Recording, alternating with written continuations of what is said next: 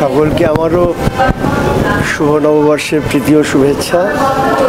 ভালো তো লাগছি, আসলে সত্যি বলতে কি বুড়ো হয়েছি তো এখন রোজই কিছু না কিছু একটা পাই, কিন্তু আমার কাছে আজকের এই পুরস্কারটা খুব স্পেশাল, কারণ বঙ্গপুরুষ অ্যাওয়ার্ড এটা কিন্তু ইতিমধ্যে বেশ নাম করেছে রেড ওয়াইন অভিজিৎ।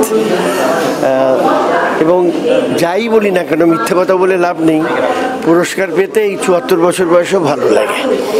এবং যেটা হয় সেটা হলো দায়িত্ববোধ বেড়ে যায়, মনে হয় যে আরও কিছু করা দরকার, আরও ভালো কাজ করতে হবে। মানুষ যে আশা করে যেটা দিচ্ছেন কাজেই সেটা করতে শুরু করি, আরও দুটো ভালো কাজ হয়, এইটাই লাভের লাভ।